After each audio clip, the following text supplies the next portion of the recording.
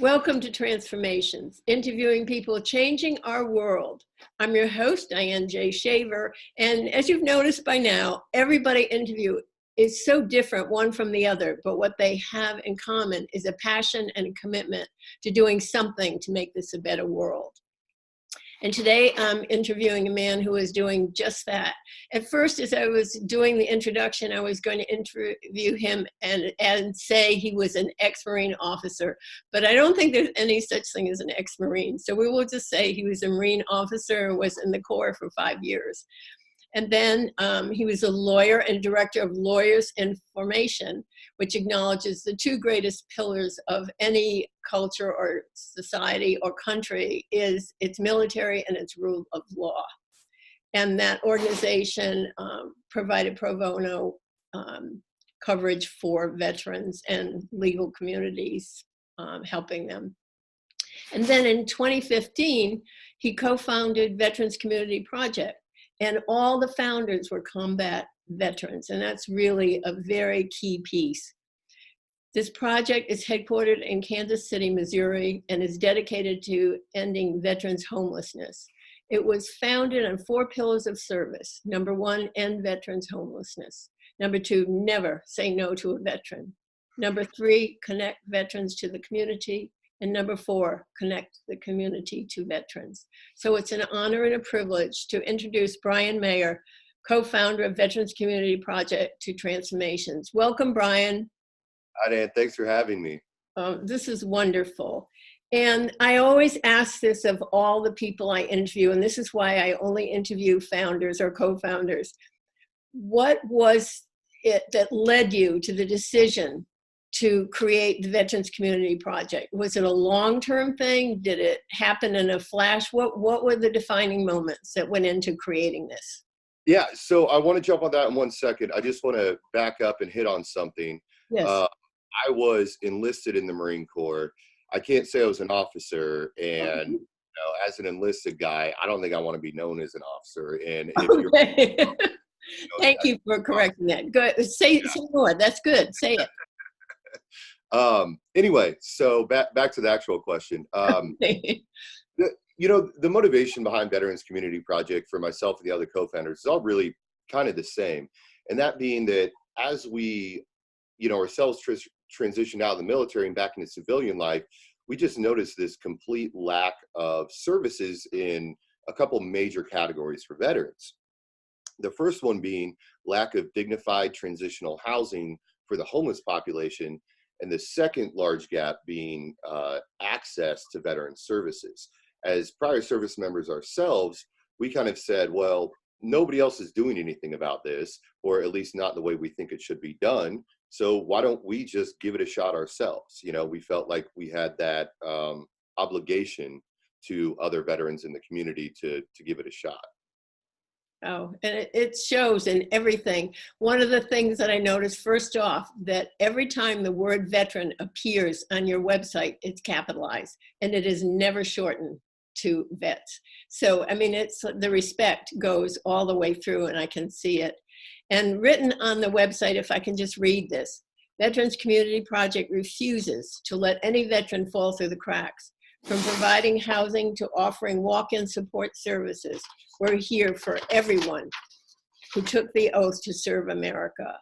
And do you feel that the culture at large recognizes what our military does? Do you think that it's only other military that can really embrace that? How do you see that? No, I think especially here in the United States, we do a great job of recognizing what anybody who serves in the armed forces, right? I think we really recognize that's impactful and that's great and that's something that deserves recognition. So I don't think we're lacking there, but I do think that it often takes people who have been through that experience to really understand how to treat the underlying root issues maybe, related to that experience. But I do think there are some things that are unknown. You read the part about every man or woman who's ever taken the oath to, serve our country. Well, that's really referring back to the fact that,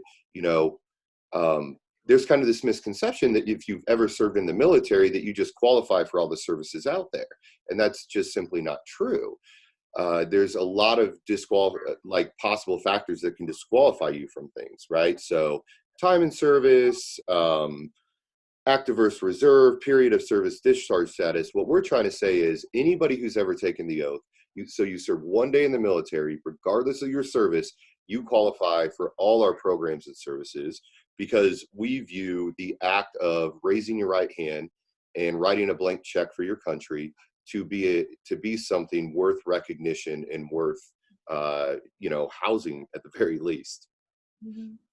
So what are the major issues that you see? I mean, obviously housing, but what happens when people, I have a friend who, she was a civilian, believe it or not, and was in a prison in Iraq and went through all the stuff that the military do. So I know a little bit of firsthand from her, but what are the big issues for veterans coming from Afghanistan, Iraq, all of that stuff, coming back into this culture? What are the things they face?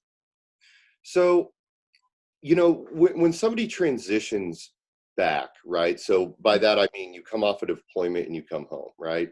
Or you come back, you're still let's take the person that's still in active duty. Okay. So you come back, you're still in active duty. You're surrounded every single day by a group of people that have the exact same shared experience with you. You can lean on them for support.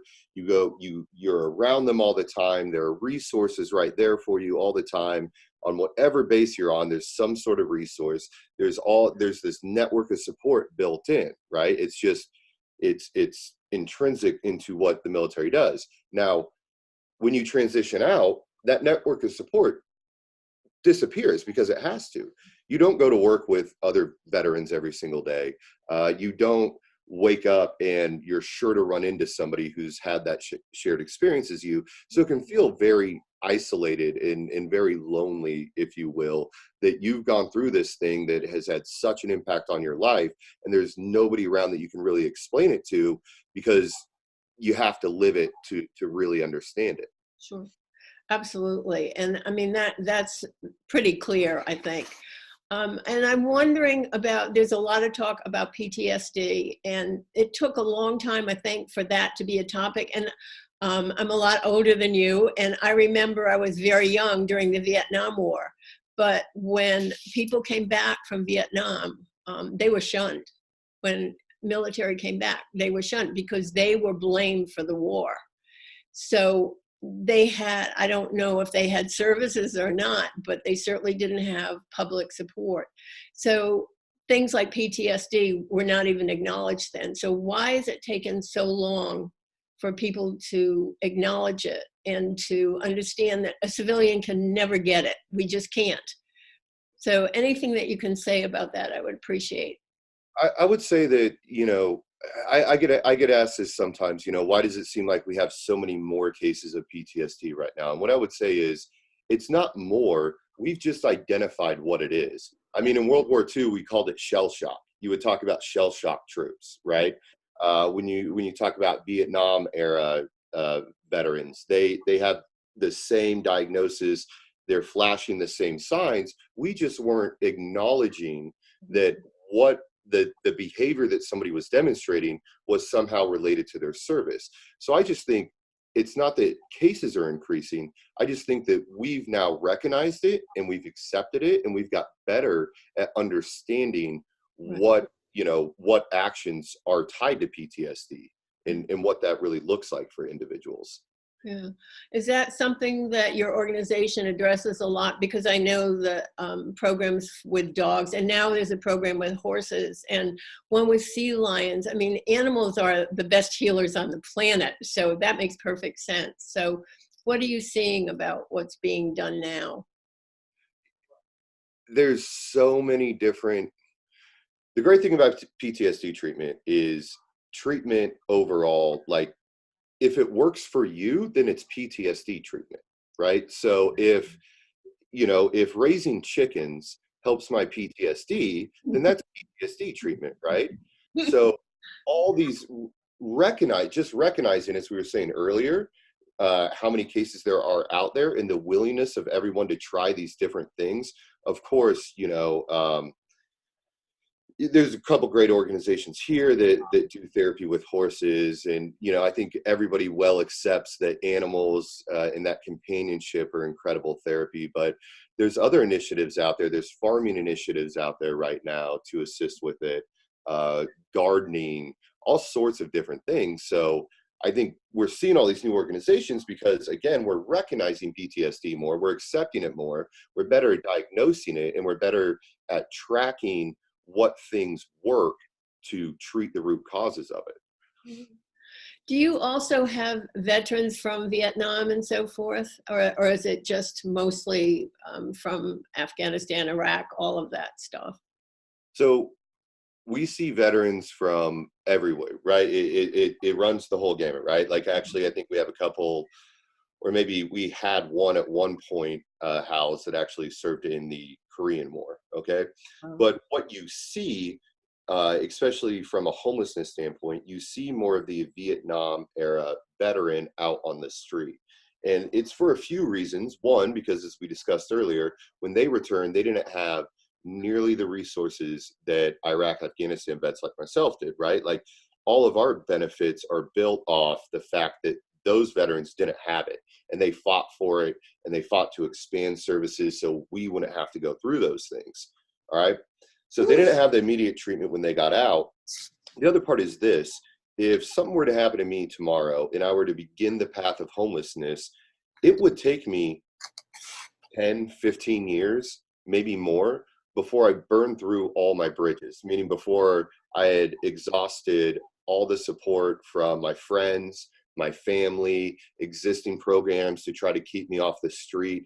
It can take a while before you hit the street. And I think that's why we see, one of the reasons we see a larger middle-aged homeless population, both male and female, than, say, my age. That being said, we do house people from Iraq, Afghanistan, all the way. Well, and that's such a big problem. Do you feel like our government, and not just the military, but the government in general, is taking care of its people well enough?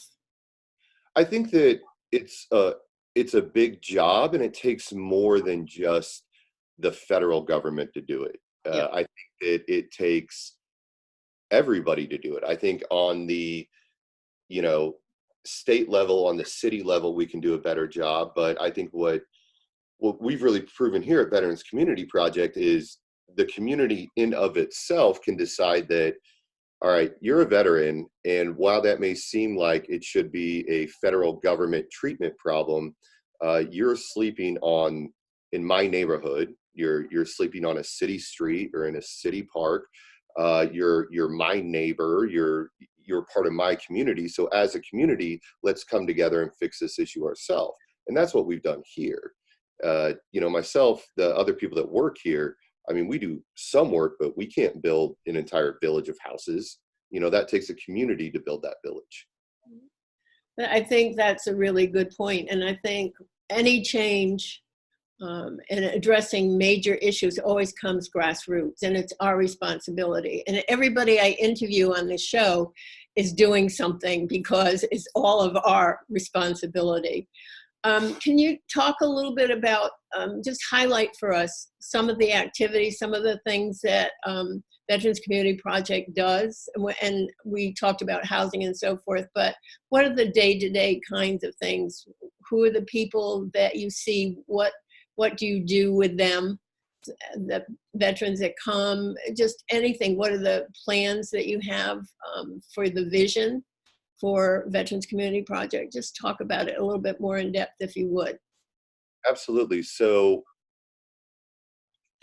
outside of the housing piece, the other thing that we've opened up is a walk-in center for veterans.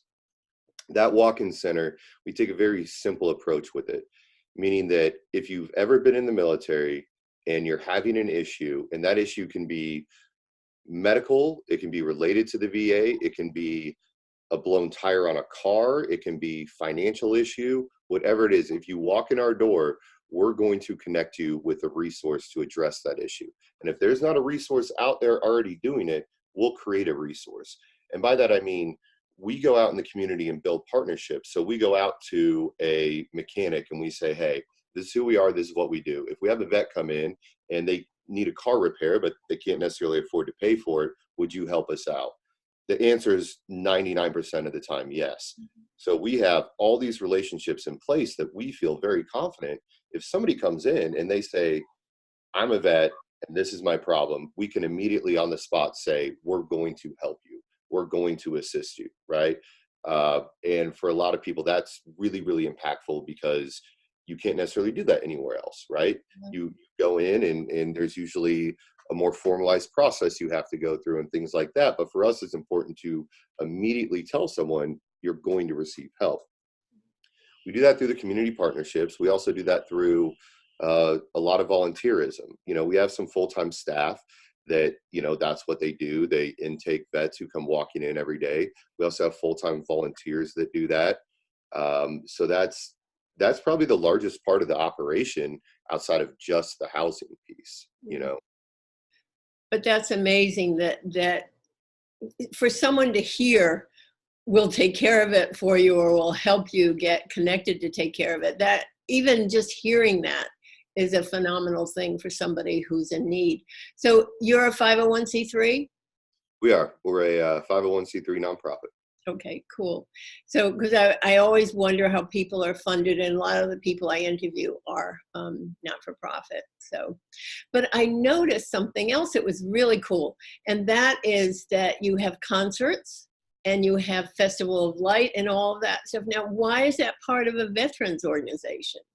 So, a lot of that stuff is part of the way that we raise awareness and raise money for the organization, because we are a completely donation-based organization, meaning there are not state or federal funds available right now that would allow us to do what we do. This very low barrier, low bar housing, low bar services, meaning if we were to accept any of those larger grant programs out there, that's when you get the process in place. And that's when you start to you can lose people, right? Because especially the veteran population tend to be a little bit more prideful, and they're not going to ask for help a whole lot. So if they reach out, you got one, maybe two opportunities to capture that person and start to offer them assistance.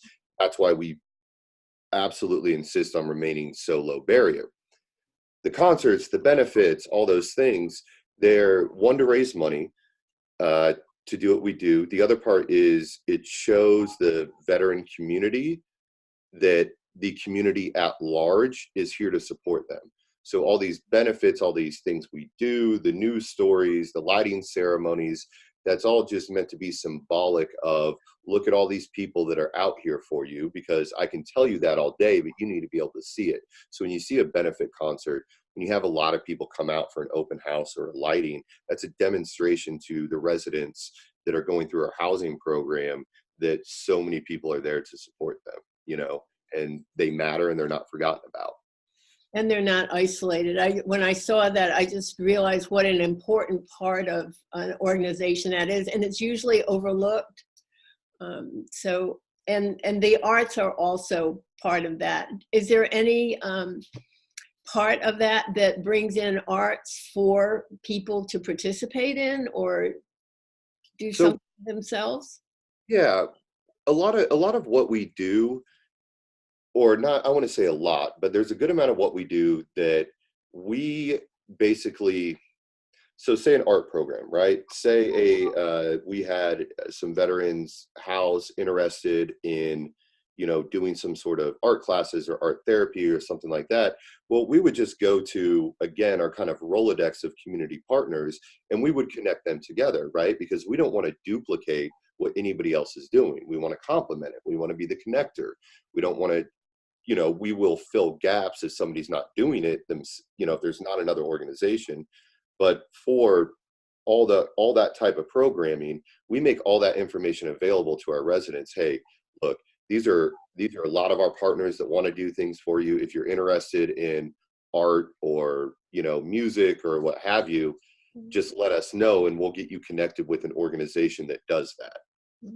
So what that does, what your model does, is it makes it that there isn't anything that you can't connect a veteran with. So there's no limit to it. And that's a perfect model. I love that. Was that the original intention? I'd be lying if I said like we had worked everything out before we started. I mean, look, it was really, like I said, a handful of veterans, and we were just like, we're going to go build a bunch of tiny homes and get homeless people, homeless vets in there, and get them treatment and get them back on their feet. We think this is better for XYZ, and we believe this will work, so we're going to go do it. The program evolves every day. It was just over 3 years ago that we left all our full-time jobs to even do this. So it's an evolving program, and we can only steal a certain amount of best practices from other organizations because there's nobody really doing exactly what we're doing. So I think we underestimated the amount that the community would respond to what we're doing, right? Because I think everybody wants to give back to a veteran.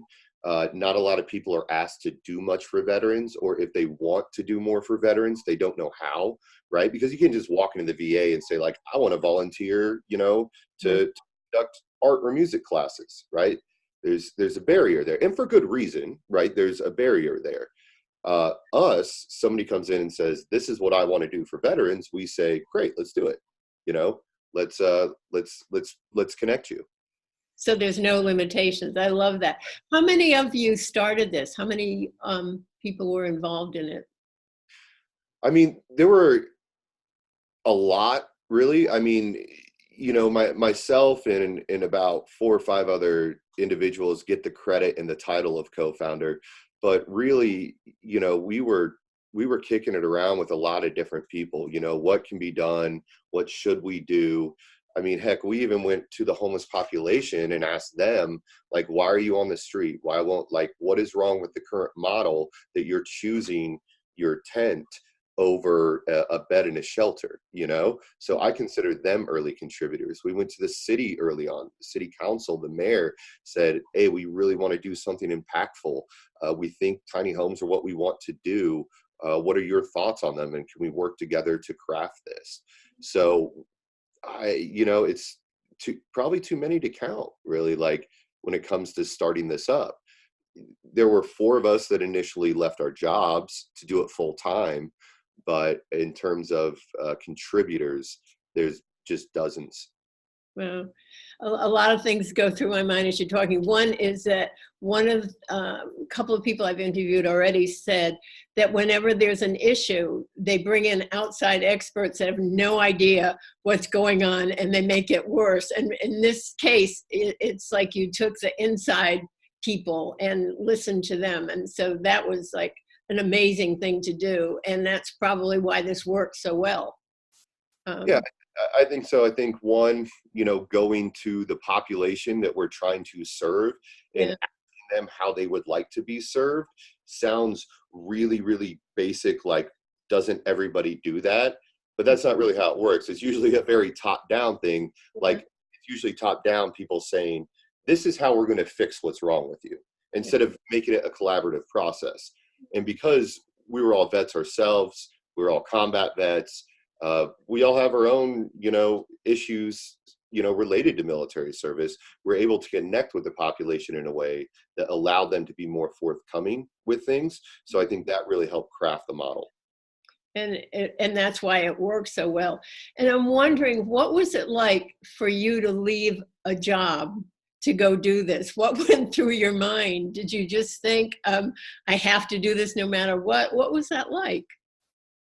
I get asked about that a lot, right? Because I had a pretty good job at a pretty good law firm. I was doing pretty well for myself there. And when I left, we didn't have really any money to do anything. But to be honest, like, I'm lying if I say it was a hard decision, right? Like that would be an outright lie. Once we dedicated ourselves and we said we want to make this happen, and there was so much thought, there was so much planning. When it came time to take that leap and just do it full time, it was like, all right, let's do this. Let's go make this happen. And what's the worst that happens? we get out 6 months, a year, and it doesn't work out. But hell, at least I can go to sleep every night saying I tried. Yeah, that's a very common answer from the people that I interview. It's just like there comes that point where I have to do this and it just doesn't matter. And that's one of the things I want our listeners to understand, that you don't have to have all the answers. All you have to do is start moving in the direction that you want to go, and things come together. Do you find that happening? Absolutely. You kind of know where you're going. You may not know exactly how you're going to get there. I think, especially for us, like, again, going back to kind of our military background, that's how it works in the military, right? You have a mission objective, and sometimes you don't know how you're going to reach that objective, but you're just going to get it done. You're going to make it happen at all costs. And I think that that's what happened here. And I think sometimes it's the best thing to do. Know where you don't have to have every single step lined out. You can figure it out as you go in some instances. I love that. That's a very powerful message, and it works that way. I mean, whether it's military or not, it works that way. So I hear that you're branching out. Talk about that. Yeah, so that's another thing that was completely unplanned with this organization. Myself, the other individuals started this. We're all from Kansas City, so we just wanted to do something for Kansas City. We didn't really anticipate like we would do something outside of this community, I don't think. But within the first year of doing this, and when people saw what we were doing, we've just been getting flooded with requests to expand to different cities and different communities. So again, much like how this started, when it was like, well, we really want to help, and we think we have the ability, so let's do it. We kind of took that approach with the idea of national expansion, which means, okay, we think we know what we do works. We have the ability, so we should try to expand out into other places. So we have a short-term goal of being in 8 cities by 2022. And right now we're in the process of determining what all those cities will be. What's fortunate for us now is having a product and showing that it works. All these people are coming to us and they're saying, hey, here are all these resources. Will you come here and do it? As opposed to here, where it was like we were scraping and fighting for every resource to get going. Yeah, well, you set the model up. This is a very common experience from a lot of people that I interview. And some of them are now international, not just national, but international. And it's all different kinds of things. So it's that kind of heart and that kind of very clear vision.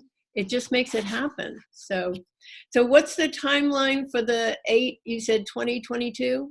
2022. So, and what I mean by that is we're dedicated to 8 entire locations by 2022, because there's a lot of behind the scenes work that has to go on before we can dedicate it somewhere. Meaning you gotta look at the property, you gotta get civil engineers involved. You generally have to go through council to get coding and zoning changed around and a bunch of stuff. So it takes a while, before you even say, okay, I'm going to for sure do it here, because I have the property, I've gone through the process, I'm confident we can do it. So we just want to have all the locations decided on. We may be building in a few cities, like we're going to be building just outside of Denver come May. And I think there's another city or two that will probably be turning dirt in, we'll probably be turning dirt in 2 more cities sometime next year as well. So that's pretty fast when you consider it. I mean, that's because it's a huge organization. So in each area that you're going into, you're going to build tiny houses. Mm-hmm.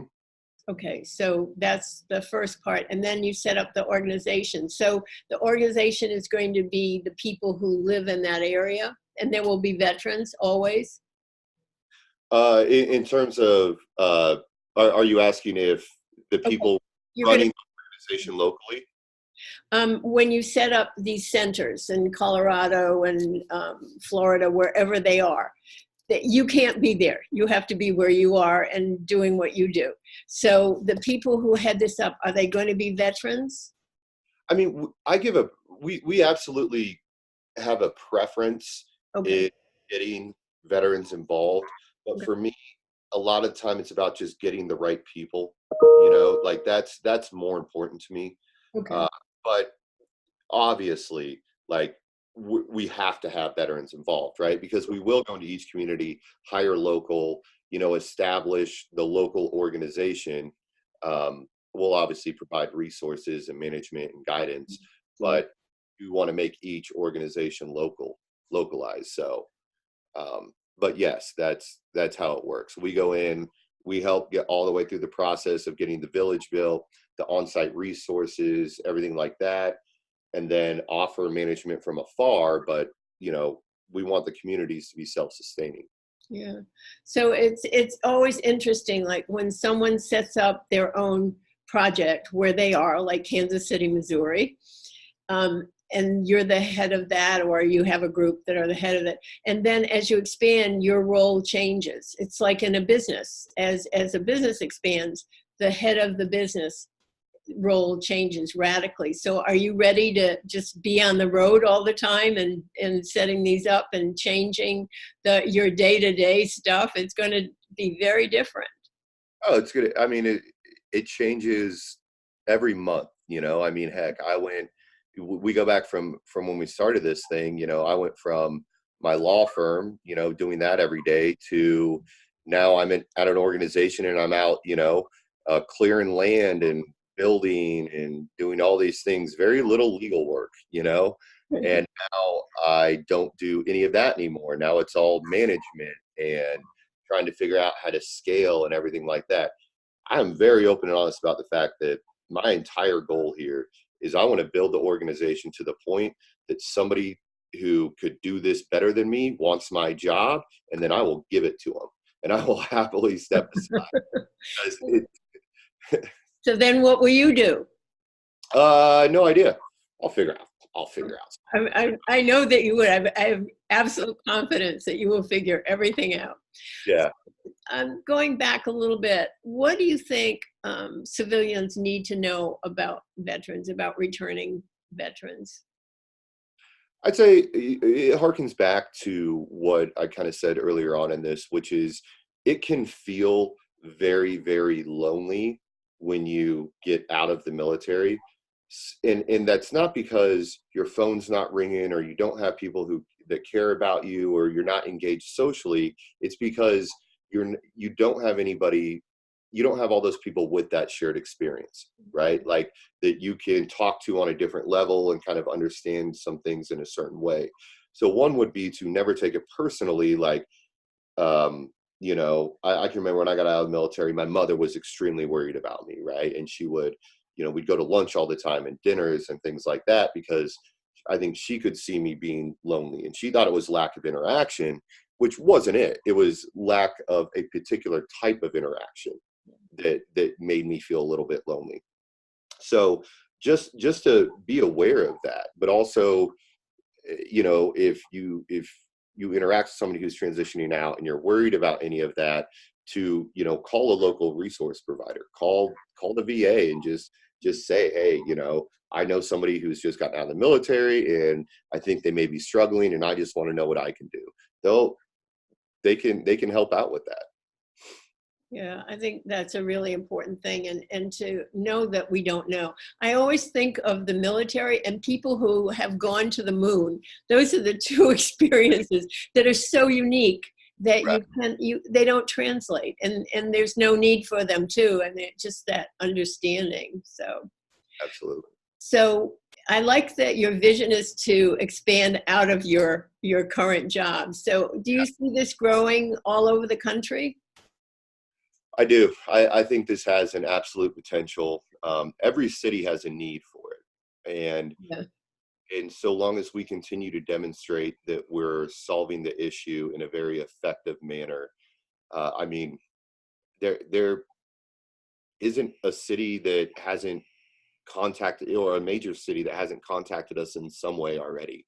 Wow. So I think that the potential is there because it's scalable, right? Meaning that we did 50 houses here in Kansas City. That number was right. Other communities, I'm looking at 75 house developments, all the Wow. way down to 15 house developments, meaning that it doesn't just have to it doesn't have to always be so cookie cutter. And I think the flexibility of the program allows us to get into more communities, right? Meaning if we were insistent, oh, we're doing 50, it doesn't work, right? You got to be flexible with it. So I think there is long-term potential of this program being in every city. Do you see this incorporating things that are not in it now, expanding out and incorporating other things? Absolutely. I mean, that's part of it, and those things I don't know what they are yet, Yeah. that's why. If I know what they are, I just incorporate them now. Yeah. I think that it will grow and it will evolve, and who knows what it'll look like 10 years from now. But whatever that growth and evolution is, it's going to be with the targeted idea to better serve the veteran population. So if something comes along that enables us to serve better or more effectively, we're going to do it. Mhm. Love that.